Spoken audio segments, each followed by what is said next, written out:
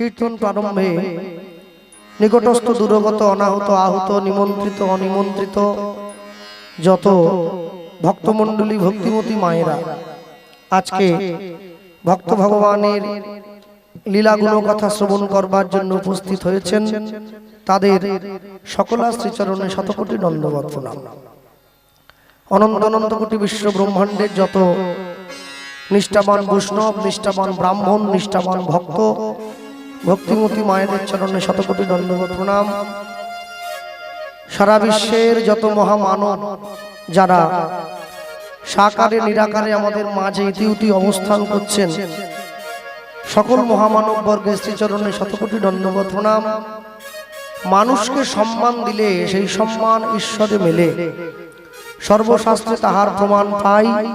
কবিচণ্ডী দাস যিনি উচ্চকণ্ঠে বলেছেন, তিনি সবার উপরে মানুষ সত্য, দেখো তাহার উপরে নাই।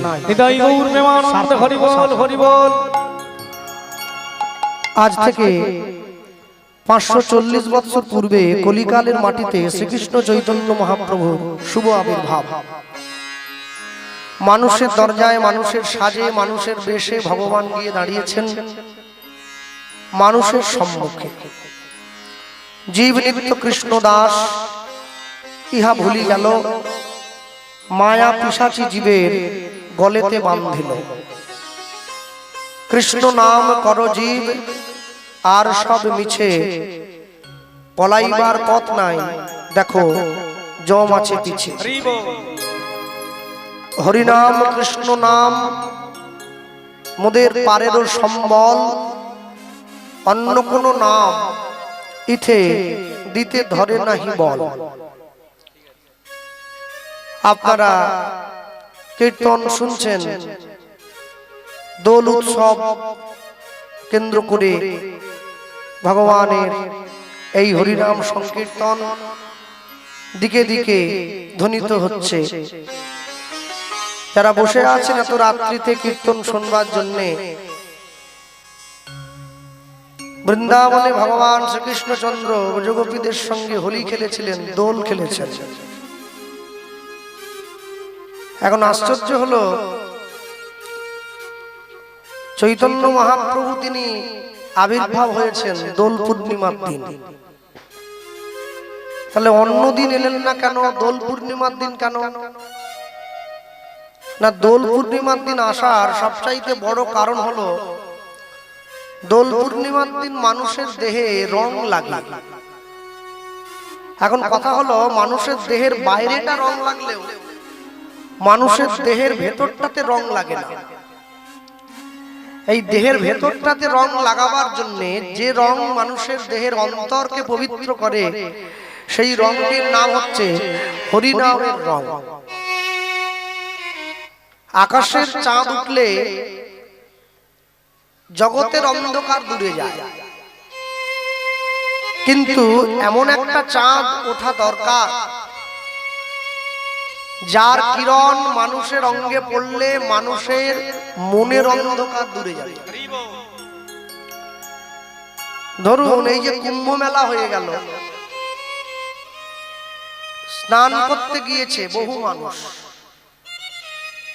সংখ্যাটা কারো মনে আছে কত মানুষ হয়েছিল? আমি আরেকবার মনে করিয়ে দেই, এবছর প্রয়াগের মহাকুম্ভে পুণ্যার্থীর সংখ্যা হয়েছিল 60 কোটি 660।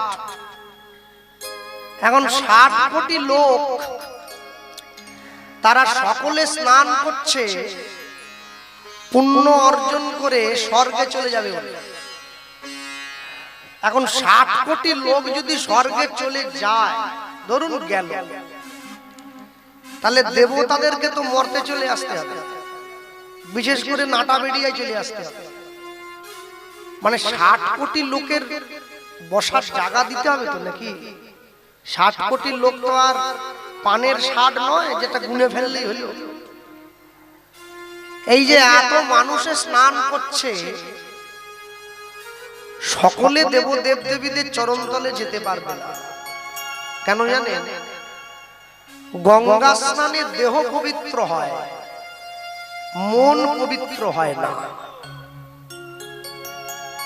পাপ দেহ করে বটে, কিন্তু দেহকে দিয়ে পরিচালনা করাই হচ্ছে মন। একটা বাগানে আপনাদের বারুইপুরে খুব সুন্দর একটা পেয়ারা হয়েছিল। তা আমি তো গ্রাম থেকে বাড়ি যাচ্ছিলাম, রাত্রেবেলায় যখনই গাড়ির হেডলাইটের আলোটা গিয়ে পেয়ারা গাছের উপরে পড়লো, পেয়ারাটা দেখেই আমার খেতে মন চাইল, যে কেউ তো নেই, এখন যদি চুরি করে একটা পেয়ারা আমি ব্যাগে নিয়ে নিই, কে আর দেখবে? আচ্ছা, পেয়ারাটাকে দেখলো কে? আমার চোখ। তাহলে পেয়ারাটা পাড়তে গেলে পেয়ারার বাগানে যেতে হবে, পেয়ারার গাছের গোড়া পর্যন্ত যেতে হবে। তাহলে আমাকে পেয়ারা গাছের গোড়া পর্যন্ত নিয়ে যাচ্ছে কে? আমার পা। পেয়ারাটাকে পাড়তে হবে, ওটাকে পাড়ার জন্য আমাকে সাহায্য করছে কে? আমার হাত। এইবারে পেয়ারাটাকে চিবিয়ে খেতে হবে, খেতে সাহায্য করছে কে? আমার মুখ। পেয়ারাটা যে এত সুন্দর মিষ্টি, এই মিষ্টি পেয়ারার স্বাদটা আমাকে বোঝাচ্ছে কে? আমার জিভ। আমি যে পেয়ারাটা খেলাম, পেয়ারাটা গিয়ে জমা পড়লো কোথায়? আমার পেটে। এই যে পুরো ঘটনাটা এতক্ষণ পর্যন্ত একজন লোক দেখেছে, কে বলুন তো? যে বাগানের মালিক, সে পাহারা দিচ্ছিল। তো সেটা তো আমি জানি না। সে এসে আমাকে ধরে ফেললো, আমাকে পিটুনি দিল। মার খেলো কে? আমার পিঠ। যার সঙ্গে ঘটনার কোনো সম্পর্ক নাই, সে পিটুনি খাচ্ছে। ও দেখেওনি, ও পারেওনি, ও জানেও না। এবারে যখন পিঠে একটা মোটা লাঠি দিয়ে মারলো, মারের দুঃখে, মারের কষ্টে আমি তো কেঁদে ফেললাম। তা কান্না যে হলো, এই জলটা এলো কোনখান থেকে? আমার চোখ দিয়ে। কেন? পেয়ারাটাকে কিন্তু প্রথম দেখেছিল আমার চোখ।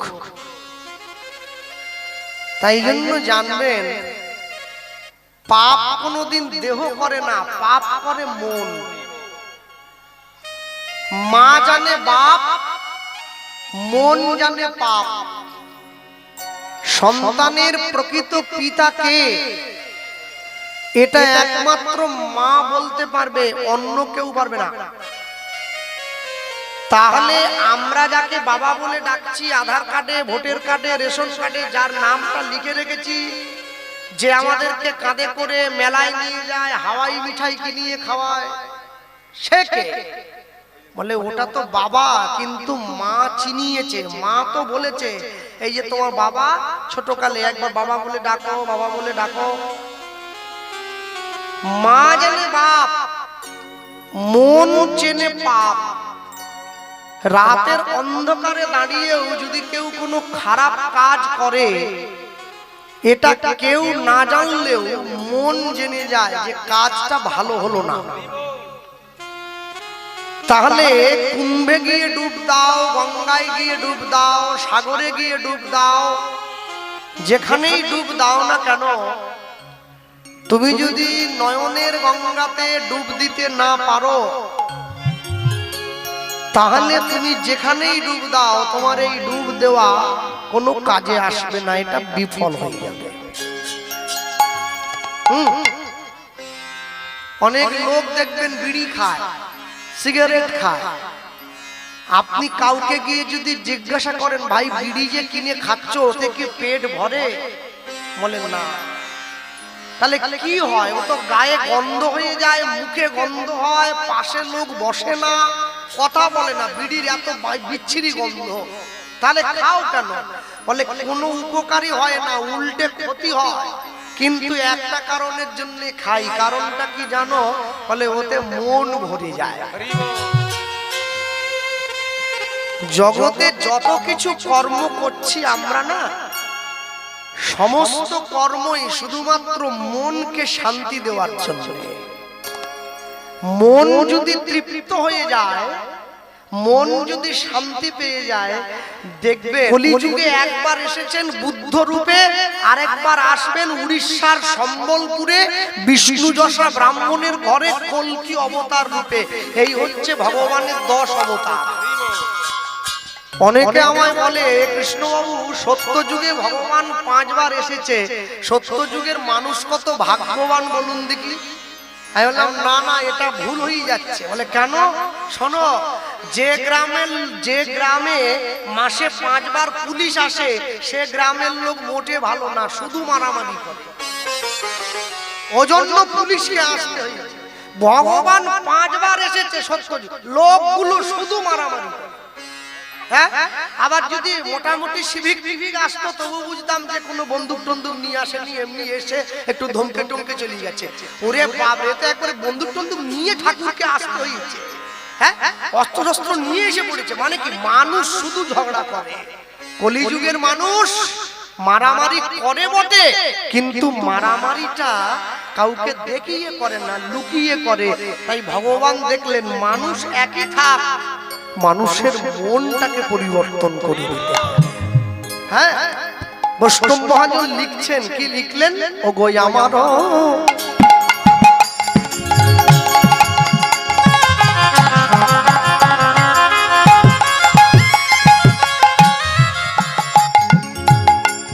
ও গো আমার চৈতন্য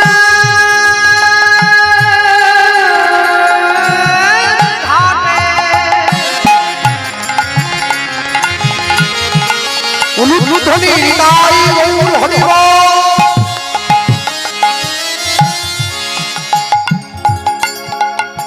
আদা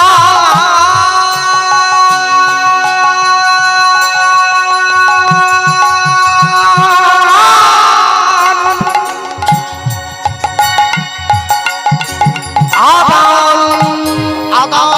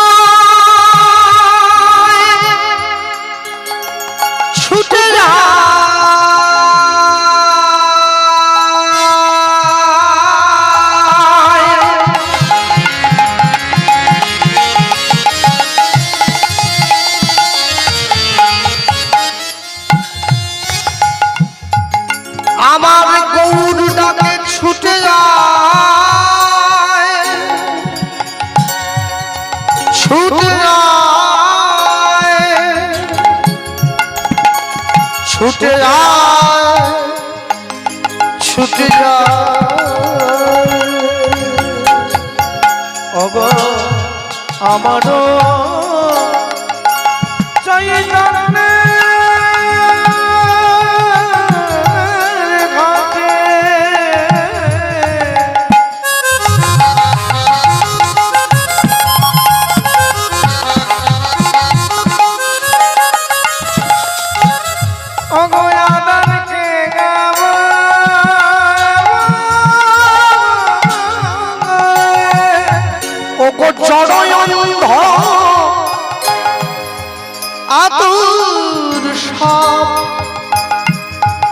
অনায়াসে পার হয়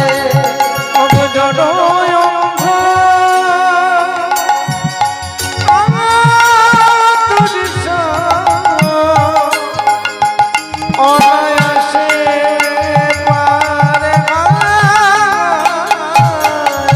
জনয় অনায়াসে পার হয়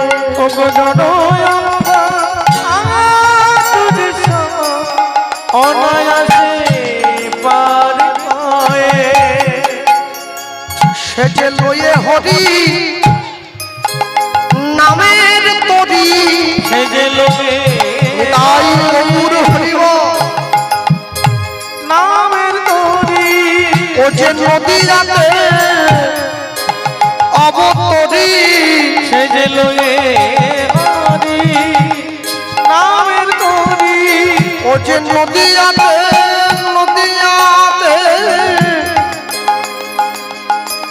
অবতরী সে যে লোকে হরি নামের তরি ও যে হরি হয়ে বলছে হরি শিবের হাতে ধরি আর পায়ে পড়ি ও যে নাম সংকীর্তন প্রচার করি ও যে মোদের সবার গৌর হরি ও যে প্রেমানন্দে কহ হরি হরি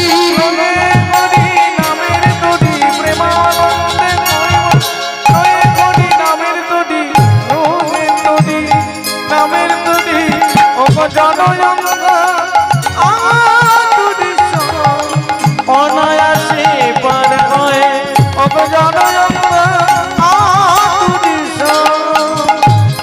অনায়াসে পার হয়। জীবনে কে কি বললো, কে কি শুনলো, কে কি চলছে, এ কথাই যদি আপনি কান দেন আপনি এগিয়ে যেতে পারবেন না, পিছিয়ে পড়তে হবে। হাতি যখন রাস্তা দিয়ে চলে যায় অনেকে ঘেউ ঘেউ করে, অনেকে মানে অনেকে নয়, শিয়াল তো আর ঘেউ করতে পারবে না। কেউ যদি বলে মুরগি ঘেউ করতেছে, কি মানা যায়? যারা ঘেউ করে, হাতিকে কোনোদিন দেখেছেন নাকি তাদের পিছনে ছুটে যেতে? বলে আমাকে ঘেউ করছিস কেন? হাতি কিন্তু তার লক্ষ্যটা ঠিক ঠিক রেখে দেয়। আপনি জীবনে চলতে গেলে, জীবনে বড় হতে গেলে অনেকে ঘেউ করবে। আপনি যদি সেই ঘেউয়ের পিছনে কান দেন তাহলে কিন্তু সমস্যায় পড়ে যাবে। কুকুরের কাজ কুকুর করেছে, কামড় দিয়েছে পায়, তা বলে কি কুকুরে কামড়ানো মানুষের শোভা পায়? কুকুর আপনাকে কামড়াবে বলে আপনি ঘুরে কুকুরকে কামড়ে দেবেন? তাহলে আপনার সঙ্গে কুকুরের সঙ্গে তফাৎ কি রয়েছে? হ্যাঁ, দ্রোণাচার্য গিয়ে অর্জুনকে জিজ্ঞাসা করছে, অর্জুন এই গাছের ডালে একটা পাখি বসে আছে, পাখিটার চোখে একটা তীর মারতে হবে, তীর নিয়ে তৈরি হয়ে যাবে। অর্জুন তৈরি হয়ে গেছে তীর নিয়ে, যেই তীরটা চালাতে গেছে গুরুদেব বলে দাঁড়া। কি হলো? দাঁড়াতে বলছেন, কি দেখতে পাচ্ছ? বলে গুরুদেব অনেক অনেক মোটা একটা গাছ দেখতে পাচ্ছি, তাতে ডালপালা আছে, একটা মোটা ডাল, সেই ডালের ফাঁকে অনেক লতা পাতা, তার ফাঁকে একটা পাখি বসে আছে। গুরুদেব বলে লক্ষ্য স্থির হয়নি, ভালো করে দেখো। আরো ভালো করে যখন দেখতে বলা হলো, এইবারে অর্জুন তাকাচ্ছে, বলে গুরুদেব এইবারে দেখতে পাচ্ছি। বলে কি দেখছো? বলে আমি দেখছি গাছ নেই, শুধু ডালপালাগুলো আছে, লতা পাতাগুলো দেখা যাচ্ছে, মাঝে একটা পাখি দেখতে পাচ্ছি। এবারে মারি? বলে এখনো ঠিক দেখা হয়নি, ভালো করে। আরো অর্জুন ভালো করে দেখছে। দ্রোণাচার্য গিয়ে বলছে, অর্জুন কি দেখতে পাচ্ছ? বলে গুরুদেব এবারে গাছও নেই, ডালপালাও নেই, শুধু লতা পাতাগুলো ঝুলে আছে, মাঝে একটা পাখি। বলে এবারে চালাই? বলে আরো ভালো করে। অর্জুন তাকাচ্ছে, কি দেখতে পাচ্ছ? গুরুদেব গাছও নেই, ডালও নেই, লতা পাতাও নেই, শুধু একটা পাখি। বলে আরো ভালো করে দেখো। এইবারে অর্জুন আরো ভালো করে দেখছে, কি দেখছো অর্জুন? বলে গুরুদেব গাছও নেই, ডালও নেই, লতা পাতাও নেই, পাখিও নেই, শুধু একটা পাখির চোখ দেখতে পাচ্ছি। বলে এইবারে তীরটা চালাও। শুধু মুখে বলে দিলে হয়ে যাবে, মুখস্থ মাল সাবলাই করলে হবে না। গুরু মিলে লাখে লাখে, শিষ্য মিলে এক, শিষ্য মিলে লাখে লাখে, গুরু মিলে, এ তো মুখস্থ মাল। সাবলাই করলে হবে, বুঝে সাবলাই দিতে হবে তো নাকি? হ্যাঁ, গুরুদেবের কাছে গিয়ে গুরুদেবের হাতে 501 টাকা দিয়ে শিষ্য তার গুরুদেবকে বলতেছে, গুরুদেব আমার মেয়ের জন্য একটা মাস্টার জামাই খুঁজে দেন দেখি। গুরুদেব ঘটক, তুমি এই জন্য গুরু করেছো, জামাই খোঁজাবে গুরুদেবকে দিয়ে? হ্যাঁ, এরকম 1 লক্ষ শিষ্য থাকলেও গুরুদেবের রয়ে যায়। আর এইরকম গুরুদেব থাকলেও যে গুরুদেব শিষ্যের জন্য মেয়ে খুঁজে দেয় এইখানে। লোভী গুরু কামি চালা দুইজনে মিলে নরকে চলে গেল। গুরুদেব সেই হবে যে আপনাকে জীবনের গুরুত্ব প্রতিটা পদে পদে বুঝিয়ে বলবে, সেই তো গুরু। আপনার জীবনের যত প্রশ্ন, সমস্ত প্রশ্নের উত্তর যার কাছে আছে সেই গুরু। কিবা বিপ্র কিবা নাসি, শূদ্র কেন নয়, যেই কৃষ্ণ তত্ত্ববেত্তা সেই গুরু হয়। কাকে গুরু বলে জানে? গিরিশ ঘোষ গিয়ে রামকৃষ্ণকে বলছে, ঠাকুর আগে এই যে নাম দিয়েছিলে না, বন্ধ ঘরে বসে মাথায় গামছা ঢাকা দিয়ে যে নাম দিলে কানে, বলে হ্যাঁ তোমার নাম তুমি নিয়ে নাও, এর নাম আমি জপতে পারবো না।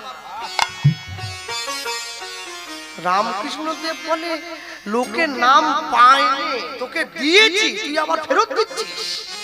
আচ্ছা নাম আমি ফেরত নিয়ে নেবো, তোর কথাটাই রক্ষা করব, কিন্তু তুই যে আমাকে বলছিস নাম জপতে পারবি না, নরেন কেন পারবি না, কারণটা কি? বলে সত্যি কথা বলতে কি, সময় হয় না। নাম জপতে গেলে একটা সময়ের তো দরকার, 2-5 মিনিট একটা বসে কোথাও, সময় নাই। বলে কি করিস? বলে কেন, সকাল থেকে উঠেই তো কাজ করতে হয়, পেটের ভাতের জোগাড় করতে হয়, বাজার করতে হয়, স্ত্রীকে দিতে হয়, তারপরে আপনি তো জানেন আমি লেখালেখি করি, সেটা নিয়ে ভাবতে হয়, লিখতে হয়, দুপুরবেলা খেয়ে একটু বিশ্রাম করতে হয়, বিকেলবেলা একটু বন্ধুদের সঙ্গে আড্ডা দিতে যেতে হয়, একটু চা খেতে হয়, একটু তাস খেলতে হয়, রাত্রিবেলা ঘরে এসে খাওয়া দাওয়া করতে হয়, তারপরে বিছানায় গিয়ে ঘুমিয়ে এইবারে আমার নিজের গিন্নিকে একটু আদর করতে হয়, কখন নাম করবো? রামকৃষ্ণ যে বড় চোখ করে গিরিশের দিকে তাকিয়ে আছে, বলিস কি রে, সত্যি তো সময় নাই, তো যদি একবারে জীবন একবারে বেঁধে রেখেছিস। এই নরেন, ওই রাত্রে যেন কি একটা, গিরিশ ওই রাত্রে যেন কি একটা বলছিলি? ঠাকুর রাত্রে নিজের স্ত্রীকে একটু ভালোবাসা দিতে হয়, বলে ভালোবাসতে বাসতে নাম করবি। যখন স্ত্রীকে আদর সোহাগ করবি তখনই নাম করবি, তখন নাম করলে আদরের যে একটা মনোভাব নষ্ট হয়ে যাবে না? এই বোকা কোথাকার, হ্যাঁ, আদর করতে করতে মনে নাম করবি, প্রেম আর নাম আচরণ কর, চরণ পেয়ে যাবি। নাম কর তবে তো প্রণাম করবি। ঠাকুর ঠিক বলেছ। একে গুরু বলে, একে শিষ্য বলা হয়। এত রাত্রিতে বসে শুনছেন, রাত্রি 11টা বাজতে চলছে, তা শুনছেনই যখন, জীবনে এমন ভাবে নিজেকে তৈরি করবেন, পকেটের মধ্যে হাত ঢোকালেই জিনিস পাওয়া যাবে। হ্যাঁ, এটা আমার কথা নয়, এটা নিমাই ধারা বলতো, পকেটে হাত দিলেই যা টাকা থাকে সেই তো বড় লোক। আর যার পকেট আছে টাকা নাই, সে জামা পরে বটে কিন্তু অধিকার নাই, এ বড় গেরো। জীবনকে আপনি চাইলেই এত সোজা পথে চালনা করতে পারবেন না, জীবনে কোনো সহজ নয়, জীবনের পথ বড় আঁকা বাঁকা, জীবনটাকে সোজা করে নিতে হয়। জীবনে দুঃখ আসবে, জীবনে সুখ আসবে, জীবনে আনন্দ আসবে, কান্না আসবে। আপনি যদি ভেঙে পড়েন তাহলে উঠে দাঁড়াবেন কি করে? জীবন তো একটাই, আপনাকে সবকিছু নেওয়ার জন্য প্রস্তুত থাকতে হবে, সবকিছু নেওয়ার জন্য নিজেকে তৈরি থাকতে হবে। অতি আনন্দে খুশি হবেন না, অতি দুঃখে ভেঙে পড়বেন না, দেখবেন আপনাকে দুঃখ দেওয়ার মতো কারো ক্ষমতা নেই। জীবনকে এভাবেই চালনা করবেন ভক্তমণ্ডলী, ভক্তিমতী মায়েরা। তাই জন্য আমি বললাম, যে মানুষটা মদ খেয়ে রাস্তায় মাতাল হয়ে রাস্তার পাশে উল্টে পড়ে থাকে, যার মুখে কুকুরে প্রস্রাব করে দেয়, ওকে কেউ টনটিটকিরি কাটে না। কিন্তু যে মানুষটা জপের মালা হাতে নিয়ে কপালে তিলক করে মালা জপতে জপতে রাস্তা দিয়ে হেঁটে যায়, তাকে সবাই টনটিটকিরি কাটে। কেন? সমাজ জানে যে মদ খেয়ে পড়ে আছে, ও তো পড়েই আছে, ওকে আর কোথায় ফেলবো? কিন্তু যে জপের মালা হাতে নিয়ে জপ করতে করতে চলে যাচ্ছে, এটাও সমাজ জানে ও কিন্তু আমাদের থেকে অনেকটা এগিয়ে গেছে, ওকে টেনে নিজেদের জায়গায় নামিয়ে আনতে হবে। তাই তো টন্টিটকিরি কাটে। আপনি ভালো কাজ করুন, অনেক সমালোচনা হবে। আপনি খারাপ কাজ করুন, কোনো সমালোচনা হবে না। কেন? কেন? মানুষ ভালো করে না, তাই ভালো সইতেও পারে না। আপনাদের নাটাবেড়িয়ায় আজকে দীর্ঘ এত বছর ধরে কীর্তন হচ্ছে, এই গ্রামের মানুষ যারা হরিনাম শুনতে বসেছেন, যাদের গ্রামে গঞ্জে এত বড় বড় বাড়ি তৈরি করেছেন, একটা কথা আমায় বলুন দেখি, আজ পর্যন্ত আপনারা দেখেছেন কি বড় বাজার থেকে কোনো মারোয়াড়ি বা পাঞ্জাবি লোক মাথায় পাগড়ি পরে বড় দাঁড়ি নিয়ে ভিক্ষা করার জন্য নাটাবেড়িয়ায় এসছে?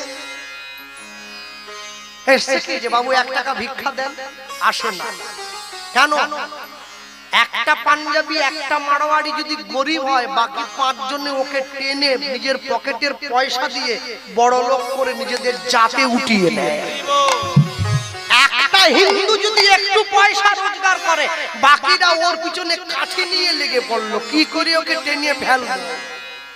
মানে আমারও রিক্সা থাকবে, ওর যেন টলি থাকে, সাইকেল যেন না থাকে। হিংসে হচ্ছে। পরের থেকে করে হায়, নিজের যা আছে সমূলে চলে যায়। অপরের থেকে হিংসে করতে নেই, নিজেকে সেই জায়গায় নিয়ে যাওয়ার চেষ্টা করতে হয়। হ্যাঁ, অপরের থেকে হিংসে করলে নিজের যেটুকু আছে সেইটুকু সমূলে একদম বিনাশ হয়ে চলে যায়।